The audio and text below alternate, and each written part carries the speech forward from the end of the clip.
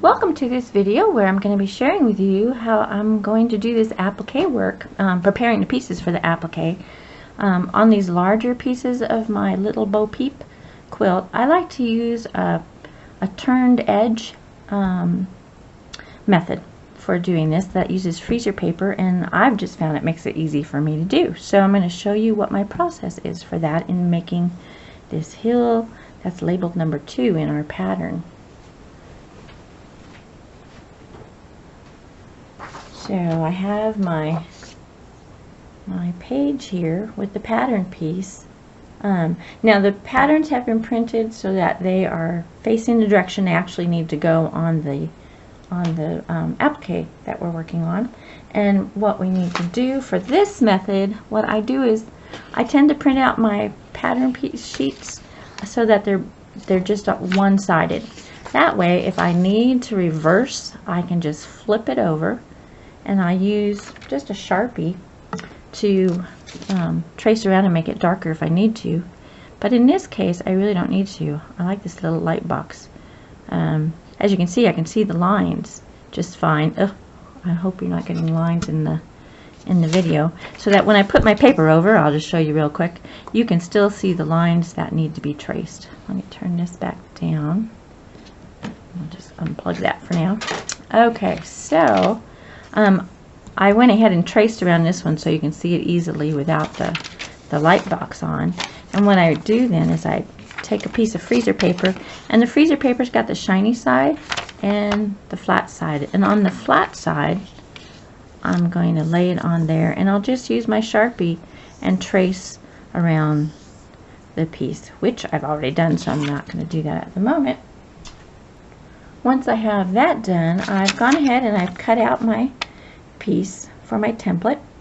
And again, this is the shiny side. I'm going to put the shiny side down on my fabric that I had labeled number 2 to go with my pattern piece 2. I knew I wanted to do that.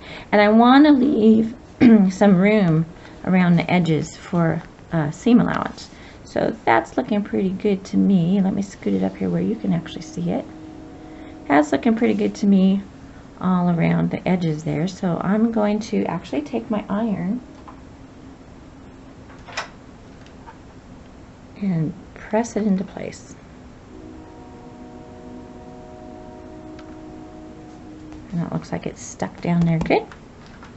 That's what I need. And then next step is I'm going to just trim this off. And I leave about 1/4 of an inch.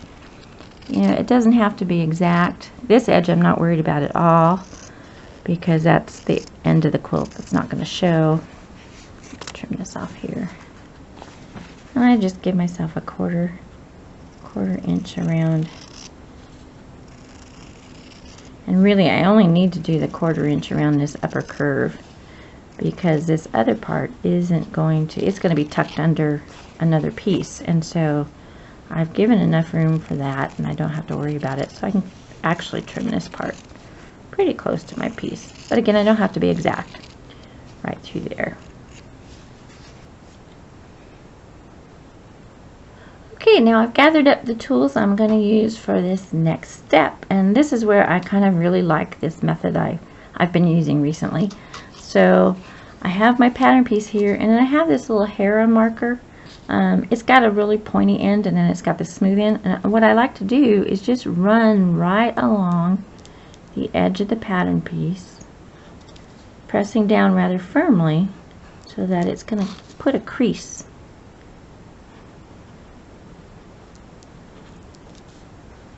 into my fabric.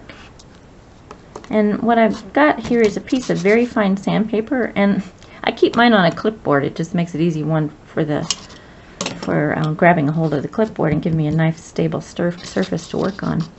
One of the things that I don't know if you can see it but doing it on the sandpaper gives me a little line. So if I wanted to do like just a needle turn now, I could. I've got where I can see, but it also naturally just wants to fold down along that line and along the template I have with the freezer paper. But I never liked ripping the freezer paper out, and so I came across an idea where you just use this little roller that I think it came in a box of things I got for free one time. But they're not very expensive, but you could also just finger press it. You know, you can just use your fingers and press it into place along that fold, and that works well too. So I have my piece kind of all pressed. Now I'm just going to take this freezer paper template right off of there, and this piece is already ready to be added to my fabric. So I just kind of fold it around there to show you how it's ready to lay the way it needs to lay without much extra effort. So that was one of the problems I was having with needle turn, was trying to keep as I was going, with needle turn, as you go, you fold with your needle, tuck the fabric under, and I was just not getting really nice smooth results with that for some reason. For me, I probably just needed more practice, but it was more frustrating than fun. So I found this method worked really well. Once I have my pieces prepared, then I can add them to my background fabric and just stitch them in place, and the seam that I want is all ready to go. And sometimes, you know, this curve wasn't much of a curve. Sometimes on curves, you'll want to take the scissors and clip down to that point, not into the fold, but just before the fold, like a thread or two away from the fold.